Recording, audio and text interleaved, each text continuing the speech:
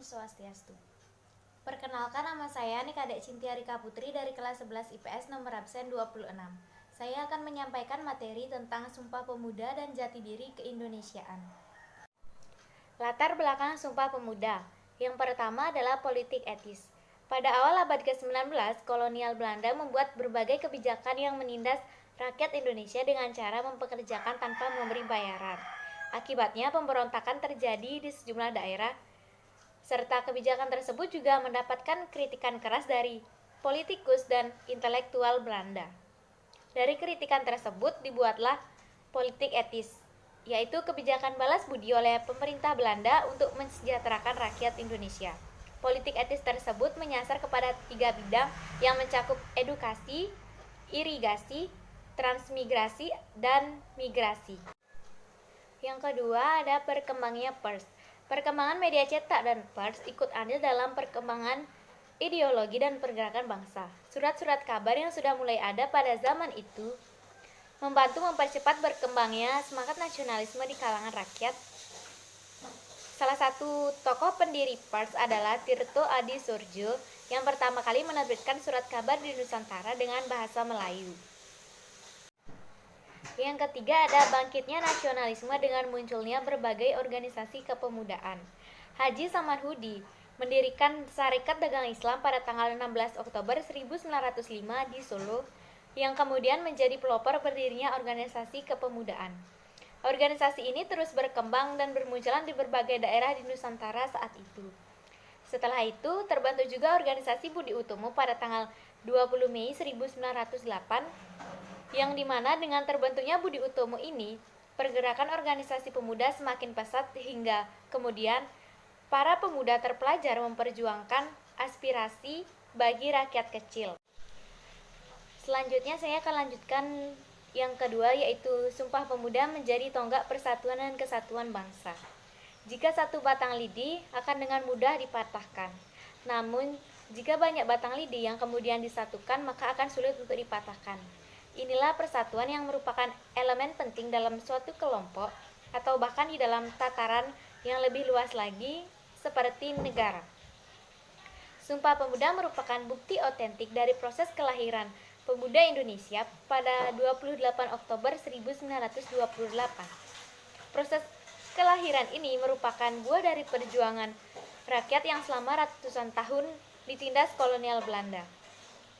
Karena sebelum adanya Sumpah Pemuda, organisasi pemuda dan kepanduan saat itu diantaranya Jong Java, Jong Ambon, Jong Celebes, Jong Batak, Jong Sumateren Bon, Jong Islamiten Bon, Sekarukun, PPPI, Pemuda Kaum Betawi, dan lainnya masih berjuang sendiri-sendiri. Dengan komitmen dan konsistensi, Sumpah Pemuda merupakan tonggak awal komitmen pada para pemuda masa itu untuk mencapai tujuan, yakni kemerdekaan bagi Indonesia, sehingga terciptalah ikrar Sumpah Pemuda. Dari konsistensi para pemuda terhadap janji mereka dalam Sumpah Pemuda telah membawa bangsa Indonesia mendapatkan kemerdekaan pada tanggal 17 Agustus 1945.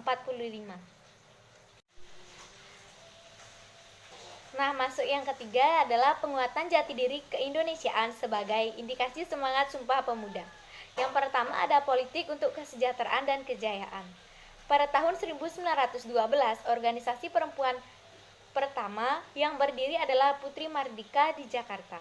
Organisasi ini bertujuan untuk membantu, membimbing, dan memberikan penerangan pada gadis bumi putra dalam menuntut pelajaran dan mengemukakan pendapat di muka umum, serta memperbaiki wanita sebagai manusia yang mulia. Dengan berkembangnya organisasi ini, mendorong pergerakan wanita untuk lebih berperan dan lebih meningkatkan kesejahteraan kaum perempuan.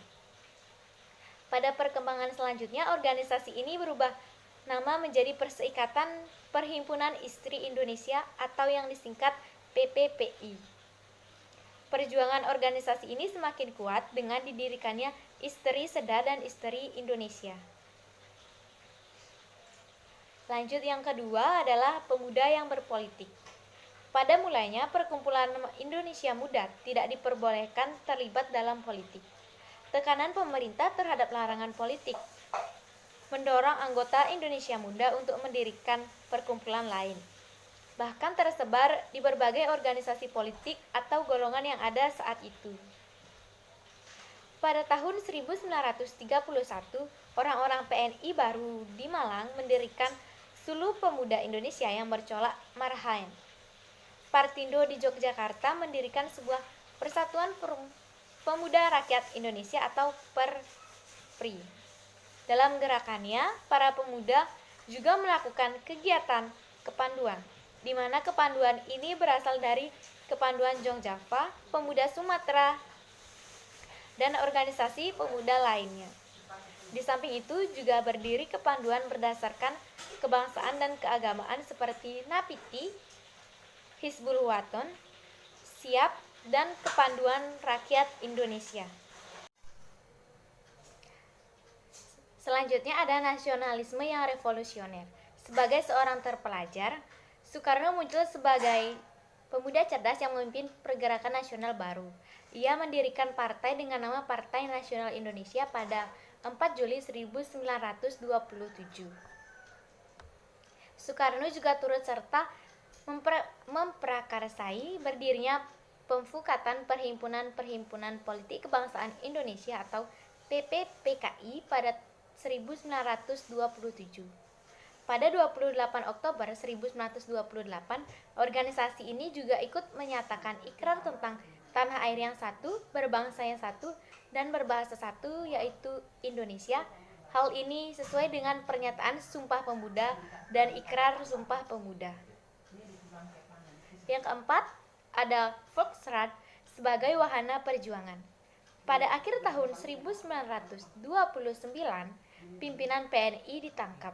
Untuk melanjutkan perjuangan, maka dibentuklah fraksi baru dalam Volksraad yang bernama Fraksi Nasional. Fraksi Nasional dibentuk pada Januari 1930 di Jakarta. Tujuan organisasi ini adalah menjamin kemerdekaan Indonesia dalam waktu yang sesingkat-singkatnya. Menurut Fraksi Nasional, lebih baik biaya yang ada pada saat itu digunakan untuk meningkatkan kesejahteraan rakyat. Sementara pengawasan dalam bidang politik semakin diperketat dengan adanya bermacam-macam larangan, seperti larangan berkumpul, beredaran surat kabar, dan propaganda. Fraksi Nasional juga mendorong anggotanya untuk lebih berperan dalam Volksraad. Hal ini juga disetujui oleh pihak lain sehingga dapat terlaksana dengan baik. Yang terakhir ada tamatnya Kemaharajaan Belanda. Masuknya Bumiputra sebagai anggota Volksraad bukan berarti kaum Bumiputra diberi hak penuh untuk menyuarakan pendapatnya. Namun setidaknya Volksraad sudah memberikan peluang pada wakil Hindia yang membukakan wawasan mereka dengan perlunya persatuan untuk melakukan gerakan nasional dalam melawan dominasi kolonialisme dan imperialisme Belanda. Di tengah-tengah roda pergerakan kebangsaan bergesekan dan beradu dengan roda kolonialisme dan imperialisme.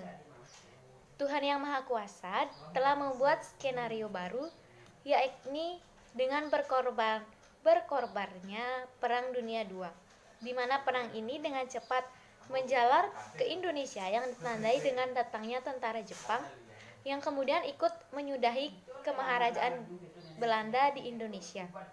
Tidak sampai di situ, sampai masa pergerakan nasional, Indonesia masih memperjuangkan kemerdekaannya sendiri walau sedikit mendapat bantuan dari Jepang.